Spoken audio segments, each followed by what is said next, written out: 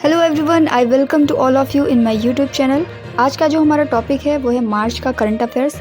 इसके पहले भी हम पार्ट 1 में मार्च का कुछ करंट अफेयर्स डिस्कस कर चुके हैं, बट रिमेनिंग पार्ट को हम लोग यहाँ पर कवर करेंगे। और अगर आप किसी भी गवर्नमेंट एग्ज़ाम की तैयारी कर रहे हैं जहाँ पर करंट अफेयर्स पूछा जाता है, तो ये पूरा सेशन आपके लिए बहुत ही इंपॉर्टेंट होने वाला है। तो शुरू से लेकर लास्ट तक देखिएगा, बहुत ही इंपॉर्टेंट न्यूज़ को यहाँ पर कलेक्ट किया गया है और उन्हीं के अकॉर्डिंग उनकी डिटेलिंग भी रखी गई है ताकि क्वेश्चन से मिलती जुलती सारी जानकारी आपको मिल सके। ओके, चलिए स्टार्ट करते हैं हम लोग यहाँ पर फर्स्ट पॉइंट से।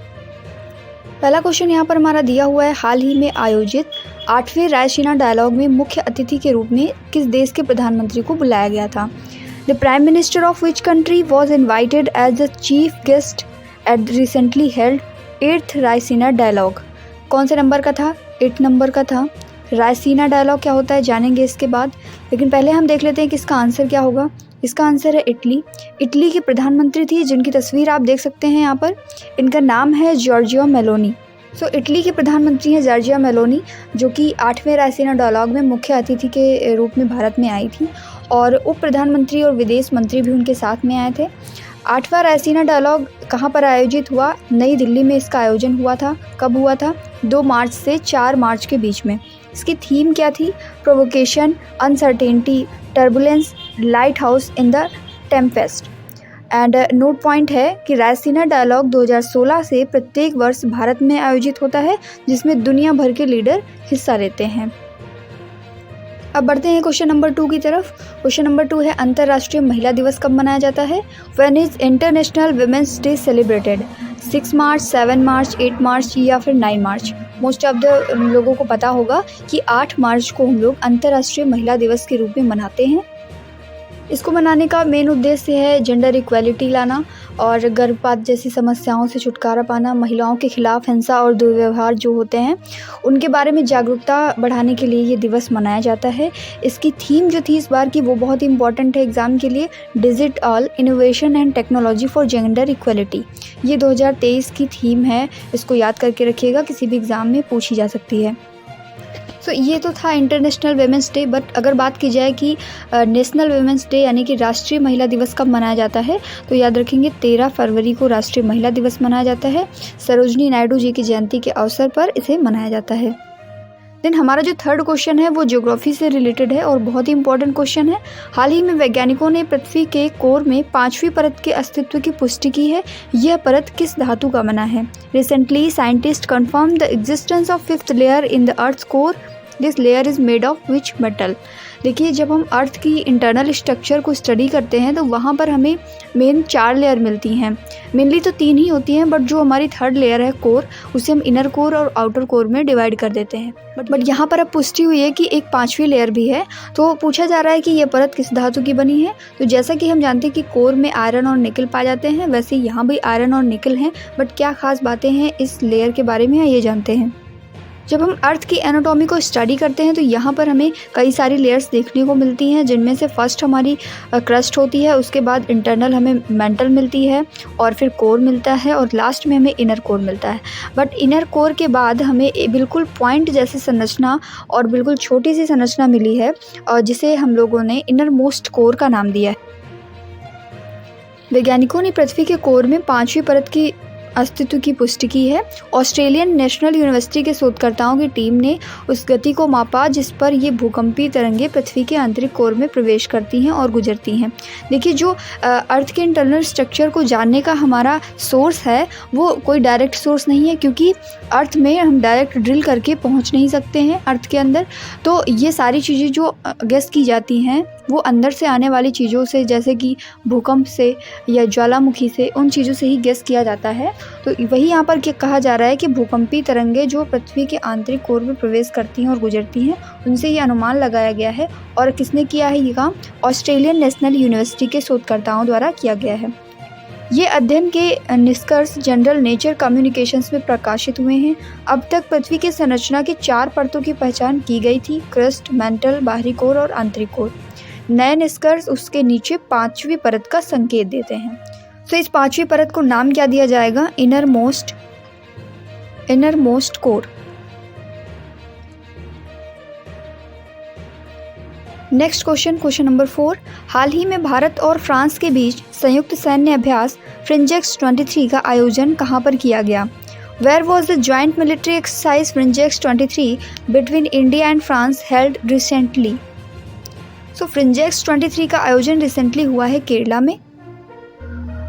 ये आयोजन केरला में पोंगैडे सैन्य स्टेशन में हुआ 7 से 8 मार्च 2023 को।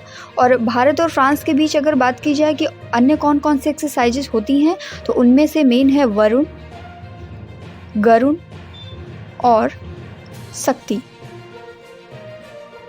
देन नेक्स्ट क्वेश्चन, हाल ही में BBC Indian sport women of the year 2022 का खिताब किसने जीता? Who won the title BBC Indian sport women of the year 2022 recently? So ये अवार्ड जीता है मीराबाई चानू ने। मीराबाई चानू को BBC Indian sport women of the year 2022 चुना गया। ये वर्ष 2021 का पुरस्कार जीतने के बाद लगातार 2 बार पुरस्कार जीतने वाली पहली एथलीट भी बन गई हैं। बीबीसी के अन्य पुरस्कारों की बात की जाए तो BBC para sport women of the year Bhavina Patel, BBC life time achievement पुरस्कार प्रीतम सिवाच को मिला है, BBC emerging player of the year Neetu Ghanghas जो कि बॉक्सिंग से बिलोंग करती हैं। आगे बढ़ते हैं, क्वेश्चन नंबर 6 है हमारा। हाल ही में किस अदालत ने चुनाव आयोग के अध्यक्ष की नियुक्ति की प्रक्रिया को लेकर फैसला सुनाया है? Recently which court gave it's verdict regarding the process of appointment of the chairman of the election commission? Election commission की नियुक्ति के बारे में किसने फैसला सुनाया है? तो ये फैसला सुनाया है सुप्रीम कोर्ट ने। तो सुप्रीम कोर्ट ने ये फैसला सुनाया है कि जो मुख्य चुनाव आयुक्त है और अन्य चुनाव आयुक्त हैं उनकी जो नियुक्ति होगी वो राष्ट्रपति द्वारा होगी, प्रधानमंत्री उसमें शामिल होगा, लोकसभा में विपक्ष का नेता और भारत के जो चीफ जस्टिस हैं, चीफ जस्टिस ऑफ इंडिया, उनकी समिति की सलाह पर ही की जाएगी। तो ये क्वेश्चन जो क्वेश्चन नंबर 7 है ये बहुत ही इंटरेस्टिंग क्वेश्चन है। क्वेश्चन कह रहा है कि हाल ही में एलेस बेलास्की को बेलारूस में 10 साल की जेल हुई, उन्हें किस क्षेत्र में नोबेल पुरस्कार प्राप्त है? अभी रिसेंटली 2022 के नोबेल प्राइजेस की घोषणा हुई है, उनमें से शांति का पुरस्कार इन्हें मिला था। तो यहाँ तो करेक्ट ऑप्शन हो जाएगा शांति। Recently Ales Bialiatski was jailed for 10 years in Belarus, he has received Nobel prize in which field? शांति के क्षेत्र में इन्हें नोबेल प्राइज़ मिला था और अब इन्हें 10 साल की जेल हो चुकी है, 10 years की जेल इन्हें हो चुकी है। सो इन्हें 10 साल की जेल की सज़ा क्यों हुई?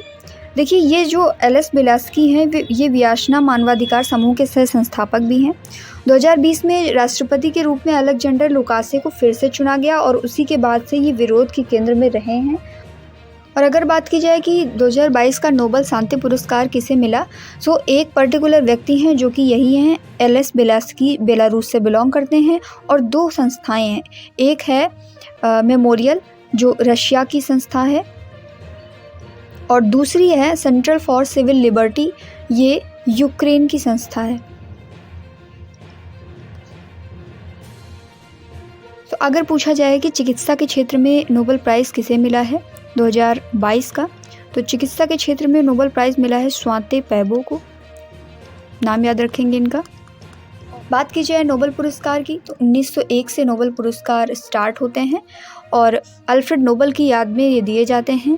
1968 से अर्थशास्त्र का नोबेल दिया जाने लगा, उसके पहले सिर्फ 5 क्षेत्रों में दिए जाते थे, चिकित्सा, भौतिकी, रसायन, शांति और साहित्य। 1968 से अर्थशास्त्र के क्षेत्र में भी नोबेल का पुरस्कार दिया जाने लगा। क्वेश्चन नंबर 8 है, हाल ही में क्वाड विदेश मंत्रियों की बैठक का आयोजन कहाँ पर किया गया? Where was the meeting of Quad foreign minister held recently? तो ये बैठक हुई है नई दिल्ली में, इंडिया में। विदेश मंत्रियों की ये बैठक थी। अगर बात की जाए कि क्वाड नेशंस में कौन कौन से देश आते हैं, तो क्वाड में शामिल देश हैं इंडिया, ऑस्ट्रेलिया, जापान और यूएसए। ये सभी क्वाड नेशंस हैं। तो न्यू दिल्ली में इस बैठक का आयोजन हुआ है। अध्यक्षता की है एस जयशंकर ने, जो कि भारत के विदेश मंत्री हैं। क्वाड ग्रुप में भारत है, जापान है, ऑस्ट्रेलिया है और संयुक्त राज्य अमेरिका शामिल हैं। इससे संबंधित देशों के राष्ट्रीय हितों को बढ़ावा देने और गैर सैन्य क्षेत्रों में सहयोग बढ़ाने के माध्यम से डिजाइन किया गया है। इस वर्ष क्वाड ग्रुप की अध्यक्षता भारत कर रहा है। तो ये एक मोस्ट इम्पॉर्टेंट पॉइंट है यहाँ पर कि क्वाड ग्रुप के बीच कौन सी एक्सरसाइज होती है। मालाबार एक्सरसाइज जो है वो क्वाड नेशंस के बीच में होती है। इसे कहीं नोट डाउन कर लीजिए या याद कर लीजिएगा, बहुत ही इंपॉर्टेंट पॉइंट है। The next point is question number 9 है हमारा, हाल ही में राष्ट्रपति द्रौपदी मुर्मू ने कहाँ पर 7वें अंतर्राष्ट्रीय धर्म सम्मेलन का उद्घाटन किया? Where did president Droupadi Murmu inaugurate the 7th international Dharma conference recently? Options आपको दिए गए हैं, भोपाल मध्य प्रदेश, लखनऊ उत्तर प्रदेश, चेन्नई तमिलनाडु या फिर गिफ्ट सिटी गुजरात। तो यहाँ पर जो हमारा करेक्ट आंसर है वो है भोपाल MP, भोपाल मध्य प्रदेश में द्रौपदी मुर्मू जी ने धर्म कॉन्फ्रेंस का जो है उद्घाटन किया है। यहाँ पर आप इमेज में देख सकते हैं 3 से 5 मार्च के बीच में धर्म कॉन्फ्रेंस 2023 एंड 7th ये नंबर की है इंटरनेशनल। तो 3 दिवसीय सम्मेलन था जिसमें 15 से अधिक देशों ने भाग लिया था। अगर बात की जाए कि पहला अंतर्राष्ट्रीय धर्म सम्मेलन इसका आयोजन कब हुआ था, तो 2012 में हुआ था और 22 से 23 सितंबर के बीच में सांची विश्वविद्यालय MP में ही हुआ था। इस बार का 7th था, लेकिन अगर बात की जाए कि इसके पहले का आयोजन कहाँ पर किया गया, तो 2021 में 7 से 9 नवंबर के बीच में पिछला आयोजन नालंदा जिले के राजगीर में बिहार में नालंदा विश्वविद्यालय में हुआ था। Most important news of the March month, Oscar पुरस्कार 2023 में बेस्ट ओरिजिनल मूल सॉन्ग का पुरस्कार जीतने वाला पहला भारतीय गाना कौन सा बना है? Which has become the first Indian song to win the Best Original Song Award at the Oscars 2023? Option A यहाँ पर हमारा करेक्ट आंसर है, नाटू नाटू। RRR फिल्म का ये गाना है जिसे ऑस्कर पुरस्कार 2023 में बेस्ट ओरिजिनल सॉन्ग का प्राइज़ मिला है। ये इमेज आप यहाँ पर देख सकते हैं।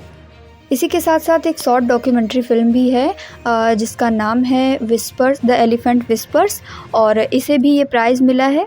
तो ये दोनों अपने इंडिया के लिए खास रहे हैं इस बार।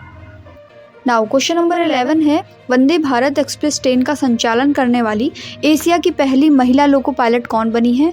Who has become the first women loco pilot in Asia to operate Vande Bharat express train?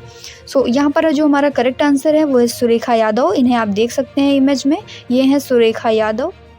और यहाँ पर आपको ये भी बता दें कि इसी के साथ साथ ये भारत की पहली महिला पायलट भी हैं, सुरेखा यादव। ये नाम याद रखेंगे, इंपॉर्टेंट है एग्जाम के पर्सपेक्टिव से भी। वंदे भारत एक्सप्रेस ट्रेन का संचालन करने वाली ये पहली महिला लोको पायलट बनी है। एंड क्वेश्चन नंबर 12 इज, वर्ष 2023 में टाटा IPL का कौन सा संस्करण शुरू हुआ है? टाटा IPL का फुल फॉर्म होता है इंडियन प्रीमियर लीग, और इस बार ये स्टार्ट हुए हैं। 16 नंबर की IPL हैं ये इस बार। इसका पहला मैच जो है गुजरात टाइटंस और चेन्नई सुपर किंग्स के बीच में हुआ, और अभी रिसेंटली हुए थे WPL विमेंस प्रीमियर लीग 2023। इसमें अगर बात की जाए कि विनर कौन है, तो विनर है इसमें मुंबई इंडियंस। और इसी के साथ साथ अगर बात की जाए कि इसका उपविजेता कौन बना है, तो दिल्ली कैपिटल्स। एंड इसका संस्करण कौन सा था, इसका कौन सा एडिशन था इस बार? तो ये फर्स्ट एडिशन ही था। एडिशन की बात की जाए तो ये फर्स्ट एडिशन था। इसी के साथ साथ एक क्वेश्चन बन सकता है यहाँ पर कि शुभंकर इसका क्या था? तो इसका जो शुभंकर था वो था शक्ति।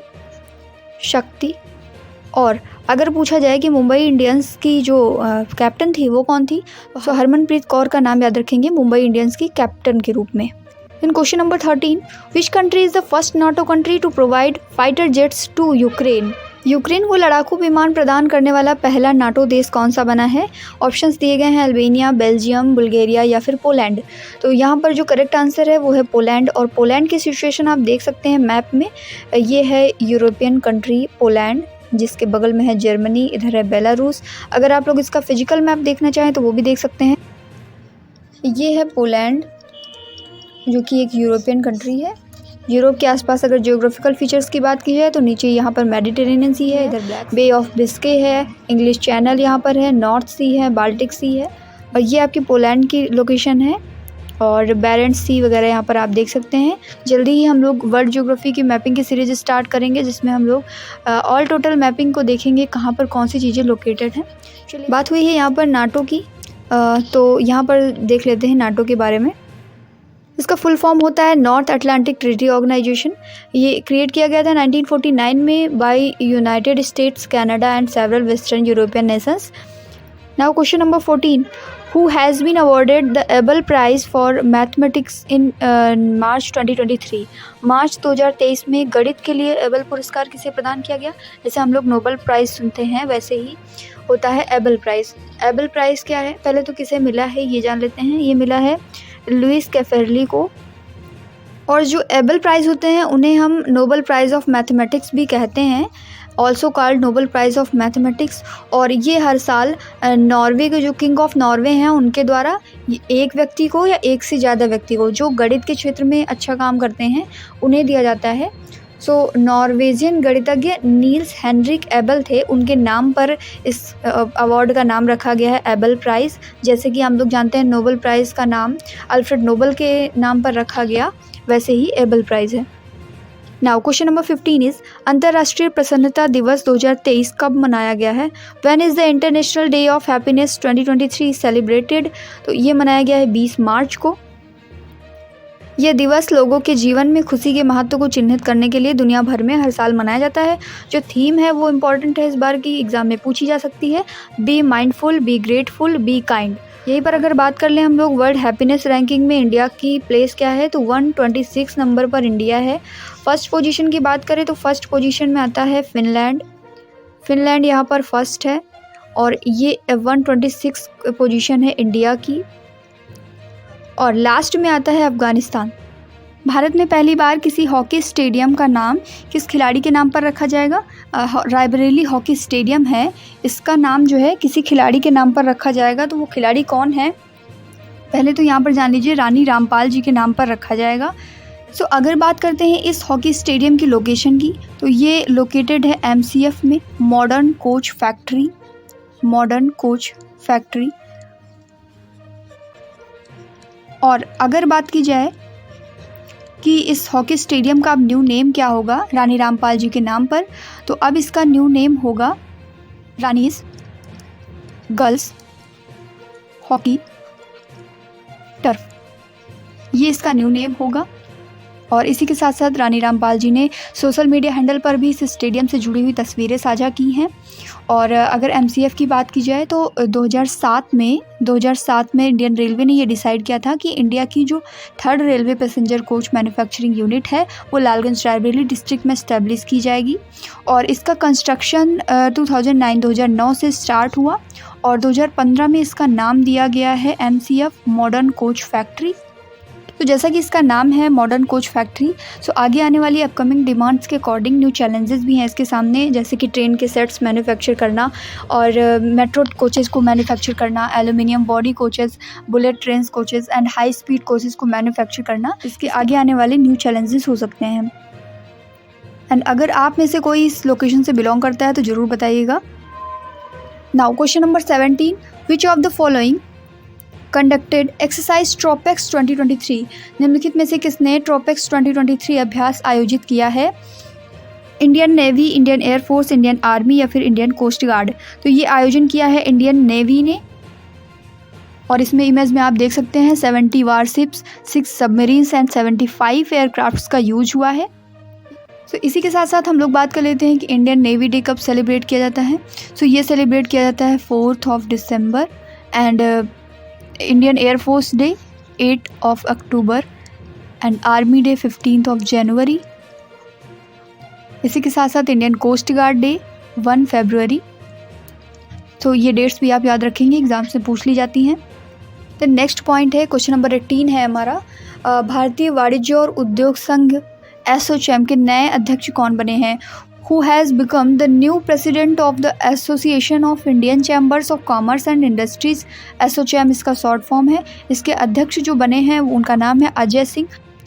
अगर आप डेली करंट अफेयर्स सेशन को ज्वाइन करते हैं तो वहाँ भी आपको ये क्वेश्चन मिला होगा, जहाँ पर हम लेस देन 5 मिनट में फुल डे का करंट अफेयर रिवाइज करते हैं। सो आप उस वीडियो को ज़रूर देखें। अगर आपको उसकी प्लेलिस्ट चाहिए तो इस वीडियो के डिस्क्रिप्शन बॉक्स में जाकर आप देख सकते हैं, वहाँ पर आपको प्लेलिस्ट मिल जाएगी। चलिए, एसोचैम के अगर इंपॉर्टेंट पॉइंट्स की बात की जाए, फुल फॉर्म इसका होता है associated chambers of commerce and industries of India. स्थापना इसकी हुई थी 1920 में और इसका मुख्यालय न्यू दिल्ली में है। क्वेश्चन नंबर 19, ग्रीन पोर्ट और शिपिंग में भारत के पहले राष्ट्रीय उत्कृष्टता केंद्र की स्थापना कहाँ पर की गई है? Where has India's first national centre of excellence in green port and shipping been set up. तो ये सेटअप किया गया है हैदराबाद में। इसको सेटअप करने का उद्देश्य क्या है? तो उत्कृष्टता केंद्र को स्थापित करने का उद्देश्य पोत परिवहन के क्षेत्र में कार्बन एमिशन को कम करना और इसे कार्बन न्यूट्रल बनाना है। इसका उद्घाटन केंद्रीय बंदरगाह, नौवहन और जलमार्ग और आयुष मंत्री सर्बानंद सोनोवाल ने किया है। सो ये आज का हमारा लास्ट क्वेश्चन है, क्वेश्चन नंबर 20। इसी के साथ साथ आपको बता दें कि डेली करंट अफेयर्स का 5 मिनट का सेशन हमारे चैनल पर अपलोड किया जाता है डेली, उसे आप ज्वाइन कर सकते हैं। प्लेलिस्ट आपको डिस्क्रिप्शन बॉक्स में मिल जाएगी, साथ में कमेंट में पिन कर दी जाएगी, वहाँ से भी आप देख सकते हैं। सो आइए बढ़ते हैं क्वेश्चन नंबर 20 की तरफ। स्वास्थ्य का अधिकार विधेयक लाने वाला भारत का पहला राज्य कौन सा बना है? Which has become the first state in India to bring right to health bill. तो ये है राजस्थान, जो कि राइट टू हेल्थ का बिल लेकर के आया है। राजस्थान के अगर कुछ इंपॉर्टेंट पॉइंट्स की बात की जाए तो राजस्थान की राजधानी जयपुर है, लोकेशन आप देख सकते हैं मैप में।